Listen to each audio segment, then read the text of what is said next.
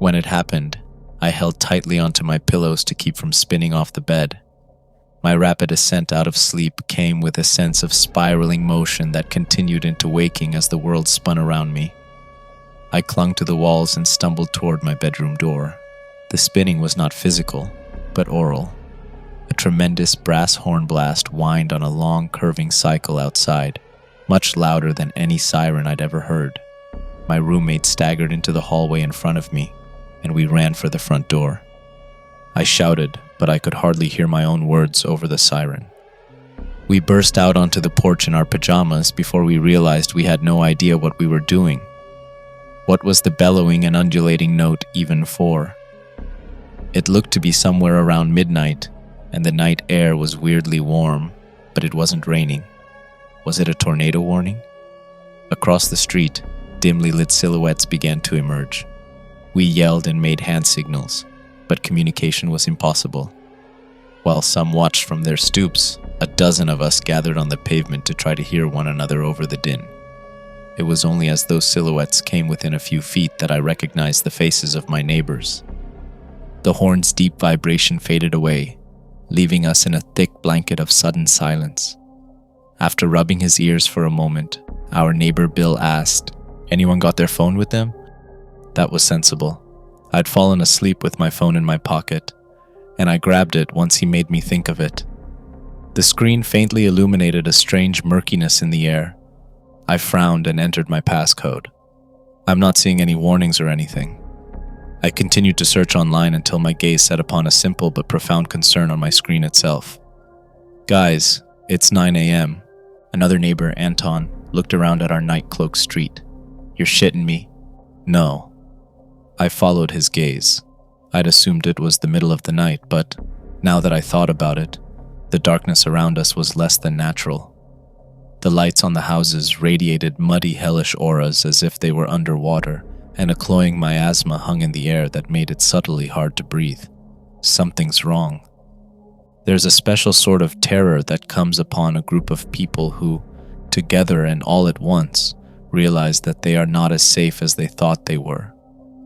We scanned the unnatural gloom, each of us turning until our backs were to one another.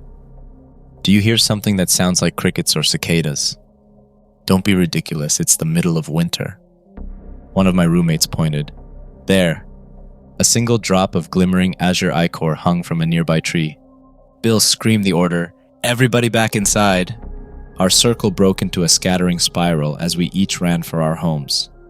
My roommates and I didn't look back until we were inside our house behind a slammed and locked door. Running to the front window, we pushed furniture aside and crouched to peer under the curtains. Out there in the oppressive ink, the street was still. Nothing moved, save for concerned faces in windows opposite. Yet we knew that something was out there. A very tangible sense of something nearly waking began to decline, and we waited wordlessly until the unknown enormous presence out in the darkness returned to full slumber. But the darkness itself remained. My roommates and I paced the living room while waiting. Nobody online or on television made any mention of the event, so we soon realized it was just us. It was just our neighborhood. And things were almost normal here, one of my roommates complained angrily. What did we do to deserve this? 10 o'clock came and went, then 11, and finally noon. We began to receive texts and calls from our jobs, and we argued about what to do until we were forced to face the fact that life had to go on. No doubt our neighbors were thinking the same, but everyone was staring out their windows, waiting for someone else to make the first move. Well, we were young, fit, and stupid, so it was up to us. We opened our front door just enough to squeeze through, and then dashed for our cars. I fumbled with my keys as that sense of a waking presence shot adrenaline through my veins. Whatever it was, it sparked primal terror in me, as if my very genetics held fearful memory of it. My roommates got their cars turned on and peeled out. I just barely managed to get inside, turn the ignition, and follow them. Ahead, the entire world looked cloaked in darkness, but their cars began to slide strangely as they neared the T intersection at the end of our street. I only barely managed to avoid them as white glare blinded me and ice appeared under my tires. The world was still there, just as bright and cold and snowy as before. That sickening warmth and miasma existed only in the darkness. Looking back, our neighborhood sat perfectly normal behind us. We could even see our neighbors staring at us from inside their homes. From this vantage point, there was snow on the rooftops and on the sidewalks and street that had not been under our feet during our panicked run to our cars. We rolled down our windows and exchanged confused guesses as to what the hell was happening, but the best we could come up with, it was another reality bleeding over onto ours. Lacking any idea what to do about it, they proceeded on to work, but I stayed behind a few minutes to test the edge. There was no shift. I was either in the warm darkness or the cold light, never both, never halfway. Stranger still, the two were at slightly different angles, almost the way light gets refracted when looking into an aquarium. I could fix my sight on a distant point, step over, and find myself looking somewhat off my target. I took this video of the transition between modes of existence while I mapped the exact boundaries and found that it was a perfect square containing our street, our houses, and our backyards. 2, always, without exception, time in the darkness came partnered with that rising sense of fear. Something out there sensed my presence, but if I kept it short, I could avoid truly waking it. In that manner, I drove up to each house and warned my neighbors one by one. As long as we stayed inside our houses or our cars, we wouldn't incite further danger, or so we hoped. There was no way to be sure. The rest we simply had to endure. Random claw marks on anything wooden, stinking azure ichor left behind by creatures unknown, and a perpetual feeling of being under siege. Our night-shrouded days became permanently spent indoors. Any outing involved treating our garage like an airlock, and those neighbors without garages bundled up and made terrified sprints to their driveways as quickly as possible and as rarely as working life would allow. Our once tightly knit community became a series of isolated bunkers, and weeks passed while we emailed each other trying to figure out what to do. I spent 25 days huddled in my room behind boarded and barricaded windows, trying to sleep while hungry growling and curious snuffling passed by intermittently. There was a new ecosystem burgeoning out there, seen only in glimpses between nail-ridden 2x4s, and we had to stretch wintering plastic over the windows and begin changing the air filter weekly. The deepening murk was clinging, taut, and otherwise didn't intrude into our homes like a normal gas, but not a single one of us believed it would stay that way forever. We began to reach out. We called anyone we thought would listen. The hardest part was our lack of external evidence. How do you convey the experience of your daily life with someone that hasn't seen it firsthand?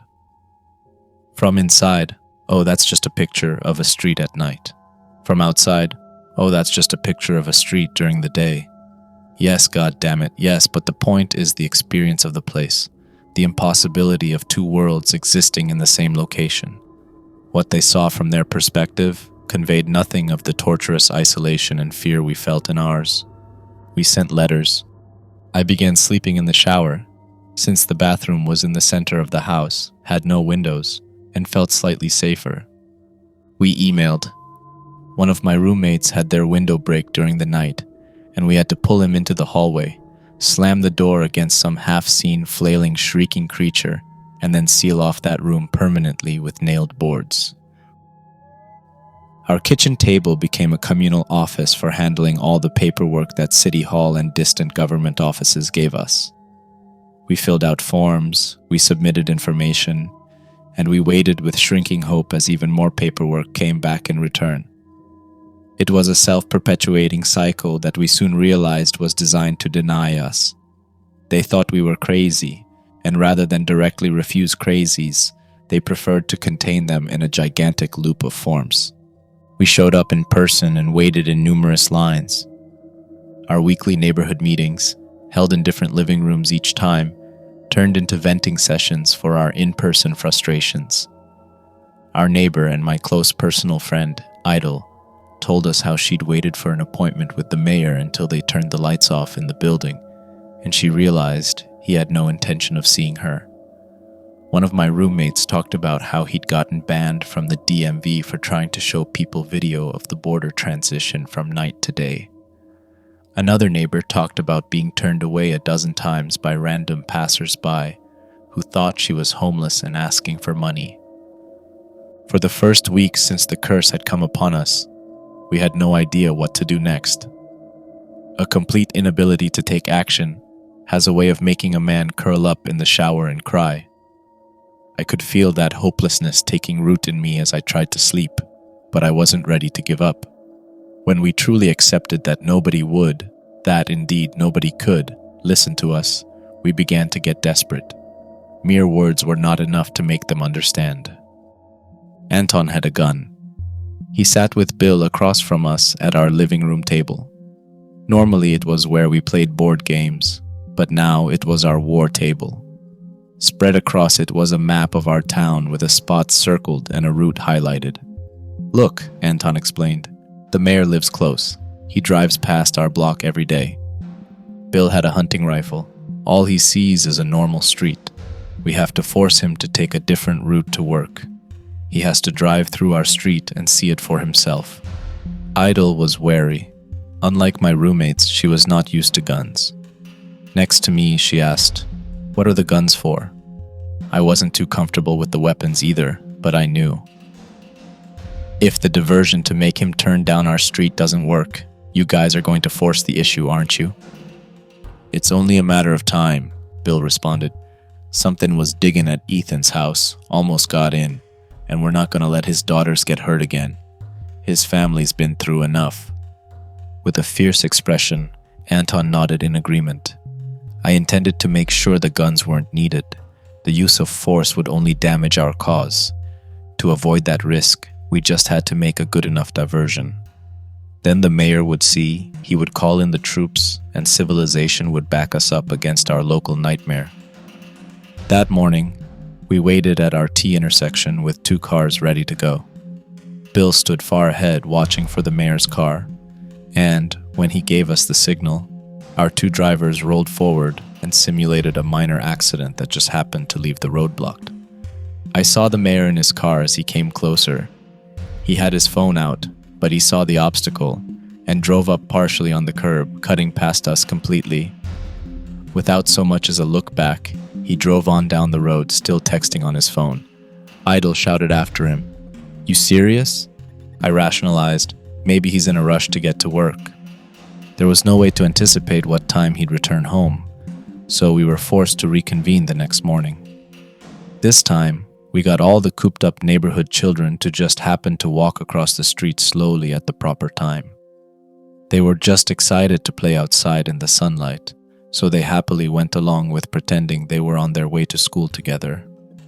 Idle was the scout this time, and when she gave the signal, we blocked the road and the goddamn sidewalk with a string of children holding hands. Half on his phone, the mayor nearly ran them over. Eyes wide, he reversed completely and drove the opposite direction, leaving the scene as fast as possible. My roommate threw up his hands. "This frickin' guy, man." "We probably spooked him with that near miss," I offered. On the 3rd day, the neighbors had waited long enough. A bunch of men jumped out in front of the mayor's car, forcing him to screech to a halt, and Anton approached with his gun out and ready. Finally, the mayor noticed us, and he dropped his phone as he raised his hands in his car. Anton shouted, "Get the hell out!" The mayor slowly slid out and stood, keeping his hands raised. "I've got money, I've got kids too. My name's Liam, my kids are gonna ask, where's..." Bill pressed his hunting rifle to the mayor's back. "Shut up. We don't want your money. We are going to walk 30 feet in that direction." He came around and nodded his head down our street. "And then you are going to come back to this car and continue on with your life. Got it?" Liam looked confused. "That's all? Why?" "You won't understand until you see. Just walk." We trailed the group of armed men as they escorted Liam down the center of our street. From our perspective, they simply walked along normal pavement on normal traces of snow and ice. Somewhere around where I knew the square of permanent darkness began, the men reacted subtly, and Liam threw his arms wide. We could hear him shout, "What? What the hell is this? What's happening?" He was just standing there in the middle of a sunlit street for all we could see. Bill and Anton held him roughly in place and began saying inaudible but quite angry things. One of them pointed ahead. "What? Oh God, what is that?" Idle and I looked at each other. We knew instinctively they were holding him in place, while that fearful presence began to wake within. Out where we were, there was nothing but a chilly breeze. In there, the mayor began to scream. The longest any of us had stayed out in the unhallowed pitch was 7 minutes, and that had been by accident. The old woman who had fallen had started to scream in abject terror, and the 2 men who had run out to grab her had returned with wild looks in their eyes and a feeling, according to them, that they'd just barely escaped fully waking the horror out in the unknown reaches of that world. One of my roommates asked, "It's been 5 minutes, right? How long are they gonna keep him in there?" I looked at my phone. 5 minutes, 10 seconds. Bill and Anton held the mayor fast as he began to writhe in absolute panic. 5 minutes, 40 seconds. "Guys," Idle yelled, "do not do more." She cursed in Somali as they ignored her. 6 minutes. I began to prepare for some action I hadn't decided upon yet, but a feeling of slowly waking awareness reached us as we stood there, and the world became dark. Immediately, adrenaline poured pure alarm into my voice. "Bill, Anton, we're inside it now too. The black square just got bigger." 6 minutes, 30 seconds. Processing what we meant, they turned toward us in shock. The abject terror those 2 men and that old woman had told us about was no joke.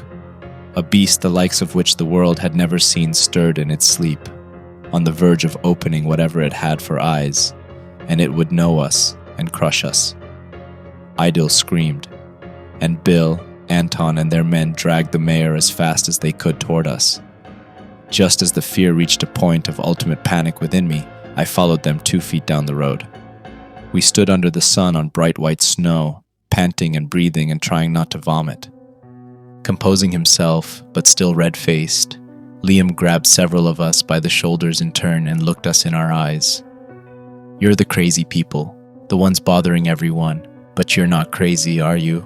That," he pointed, "is what you live in every single day?" I couldn't help myself. I actually began to cry a little bit. "Yes," I breathed, misty-eyed, matching his gaze as he clasped my shoulders. "Do you understand now?" "I do." He looked back at our street, wide-eyed. "I do. My God. Something has to be done about this. I'll call the military. I'll get the National Guard here. We'll get all the scientists. We'll fight this. To be heard, to be understood, to have our plight shared." The feeling of freedom and hope was incredible, and we saw Liam to his car and celebrated amongst ourselves as he drove off to City Hall.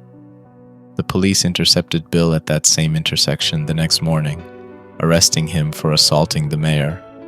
One of our neighbors saw it happening, and a group texted us. We swarmed outside, ran through the darkness into the daylight, and approached the 2 cop cars where Bill was being handcuffed. One officer continued to restrain him, while the other 3 got out their weapons. "All of you, stay back. We'll arrest you too if you interfere." Bill's men began shouting epithets, and Anton in particular got aggressive with one of the cops. In response, one radioed for backup, and the situation looked to be escalating toward violence. I tried to hold back my neighbors as best I could while asking the cops, "What is this?" The mayor said he would help us. The police officer looked me right in the eyes and said with no hint of compassion, "He was just saying that to get away from you thugs." "You cannot be real right now," Anton shouted. "Take 10 steps that way and tell us what you see." One of the officers grabbed out to cuff him too, but Anton retreated. "Come on, get me." Anton led a small chase. 2 officers charged after him, and he led them across the threshold, where they stopped and stared around at what I knew to be sudden darkness. We'd told the police our story multiple times over the past few weeks, so they had to know they were witnessing what we'd been talking about. "You see? Do you see?" Anton continued to dance and shout and point at them. "Do you goddamn see?" Their reaction, after a few moments of horrified paralysis, was to grab him, haul him back to the normal world, and cuff him beside Bill. The other officers hadn't missed their moment of confusion. One asked, Fred, what was that? Fred was obviously shaken to the point of physical trembling, but he just replied, "Nothing. These people are all liars." "You sure? It really looked like you saw something." "They're liars, all right? It's all bullshit." As we stood, stupefied, and watched them drive away with Bill and Anton, we had no idea what to think or say to each other. We'd brought them to our situation and made them see, but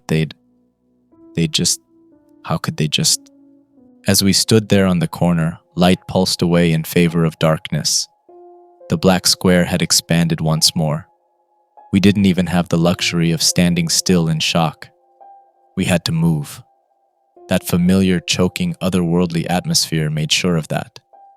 Idle squeezed my hand once out of shared hopelessness, and then all of us ran back to our separate houses. We could do nothing but sit and listen to the unseen creatures outside as they snuffled around in search of the source of the commotion we'd made. That night, I sat in the kitchen staring down at our piles of forms, holding my head in my hands. The black square was something bad or negative made manifest. Was it human anger? Hate? Strife? It had gotten bigger twice that we knew of, around the times violence had been threatened. But it was not just our problem anymore. Over the next few weeks, when I left my house to go to work, I noted the exact limit of the black square. For 5 days, it remained at the corner where Anton and Bill had been arrested. The mayor no longer took a morning road past us, so I knew he was unaware that the limit expanded that weekend to cover the perpendicular pavement as well. Our town was small, a mere footnote in the world. But I had a feeling those in power would want to know that our problem would eventually become their problem. I stopped by City Hall that Monday to yell bitterly in the lobby that the black square was expanding. The mayor himself came to shout me down, tell everyone I was a liar, and order me arrested. I ran to my car and drove for the darkness, now a haven of safety from detainment. And I found that the border had expanded yet again. The people that lived in the houses perpendicular to ours came out onto their lawns and stared around at the early fall of night. I screamed at them out my car window to go inside, and they listened once that feeling of abject terror I knew well began to creep upon them. And now, a second community was slowly joining us in perpetual isolation and fear. Together with this new blood, we stormed the rest of the town, not with violence, which would just make the black square bigger, but with peaceful protest. We pasted flyers everywhere, stating simply, "The black square is growing." And because Bill had gotten out on bail, others we posted stated, "Free Anton." We gathered outside City Hall, making sure to stay in designated protest zones to avoid the threat of arrest. The mayor hurried past us each morning and eventually began taking a back entrance. We shouted at passers-by that our problem was becoming their problem. They ignored us until a 3rd and 4th Street, those parallel on either side of the expanding square, joined us in our crusade. But nobody listened, and the black square started to expand at a faster rate. It was as if our efforts to raise awareness were only making the corruption stronger. How could positivity strengthen darkness? It didn't make sense. We were fighting to warn these people, not out of hate or spite, but out of compassion and hope. The final tipping point happened roughly 6 months after the inexplicable earth-shaking horn blast that had first heralded the coming of darkness over our community. All told, 4 full blocks and hundreds of people now lived in rotting darkness every single day. And as our numbers grew, so did our ferocity. Hope had become bitterness. Compassion had become anger. We were a veritable daily crowd outside City Hall, and we often saw officials and police officers nervously studying us to try to figure out what to do. But the final tipping point was Liam's fault. The mayor, as he called himself, despite ignoring half his constituents. For the first time, the media had taken notice of our little town, but not because of our growing curse. Our economy had taken a dip because half our population spent all their free time huddled in fear inside their houses. and a film crew for a news channel in the city had come to do a quick report. I could tell the reporter had no idea what she'd signed up for. She and her camera guy slowed 10 feet from their van and stared at us. I could see her asking the mayor what was going on and pointing at us. The attention brought forth boos and shouts from the people around me, and Idol next to me looked around nervously, with rage. "Free Anton!" With fear. "The black square is growing." With vehemence. "You can't ignore this forever." The reporter regarded us for a moment, then asked politely, "Hey, clearly, hey." Our assembled dozens slowly quieted down and she continued, "What's going on here?" Too many people began talking at once. While she tried to decipher what we were protesting, some of us sent texts and made calls, telling everyone that a film crew was here. The citizens of the affected neighborhoods began arriving in droves, swelling our numbers from dozens to hundreds. The mayor made calls of his own and, one by one, cop cars began to pull up. They had expanded the force in recent months because of us, and I guessed it was in preparation for a moment exactly like this one. "Well, hey," the reporter finally told us. "We're gonna do our scheduled interview with the mayor here, and then we'll swing back and talk to y'all. How about that?" We must have looked eerie staring at her like that. Nobody had offered us hope in so long that we hardly recognized the sight of it. Our crowd watched her ascend the steps of City Hall, fix her hair, and begin filming the mayor. She began by asking a few standard-seeming questions, but then she got to a question about the downturn in our area. "Mayor, isn't economic policy for the local industrial region a major portion of what you do here? Is any part of this the fault of City Hall?" Even from our distance, I could see his face change. His polite smile fell as his mask cracked, and he swept a hand out toward us, directing the camera to follow. Quite clearly and loudly, he answered, "It's really the fault of certain lazy demographics around here. Some people just don't want to work." The people around me reacted as if struck. I could physically feel their surprise, shock, and affront move through me like a wave. Idol grabbed my arm. This was bad. A few shouted angrily. Clearly at his breaking point after months of our persistent efforts, the mayor forgot himself and shouted in response, "Oh, go back to your shithole communities and cry about it." Dead silence fell. Opposite us, even the cops stared up the steps, aghast. In one fell comment, the mayor had succinctly informed us that the local government would never listen to us. It wasn't that they couldn't understand. They did. They'd seen it with their own eyes. It was that they didn't want to listen. They didn't just not like us. They hated us. But why? Why were we hated for having a problem we couldn't do anything about? Yeah, we'd clashed a time or two, but to hate us, why? We were fellow human beings. We weren't trying to tear them down. We weren't trying to take away what was theirs. The cops had backed him up on it. How could they all despise us? I held onto Idol bodily as hundreds of roaring neighbors charged forward around us. She screamed as I took several heavy hits from accidental collisions. The crowd surged up the steps as Liam ran with the reporter and her cameraman. The police ran after them, batons and guns out. The crowd pinned him against the large wooden doors of City Hall, but amazingly, the first 5 men to reach the mayor turned and held their arms out in defense of him. The crowd slowed, stopped, and clenched their fists against their own bloodthirsty rage, but no violence followed. Surprised as well, the cops held back. In a wide line at the base of the steps, they waited. Those quick-thinking men at the front slowly urged everyone back, and Liam dusted his suit off and fixed his hair while he came to terms with the fact that he wasn't about to get beaten to death. The police put their weapons away, held up their hands peacefully, and worked their way through the crowd until they were able to form a protective ring around the mayor and disperse the sea of people. "Go home!" the chief yelled with relief, prodding individuals with a polite finger. "Go home! Nothing to see here! Go home!" One man asked calmly, "Can we get Anton out of jail, please?" The chief nodded and turned away to make a call on his radio. Idol and I remained in place, still stunned that violence hadn't broken out. For a good 10 minutes, the bulk of the crowd dispersed, And then the reporter resumed her interview. She asked, "Would you like to tell us anything about this black square issue? The crowd seems quite motivated to get someone to listen."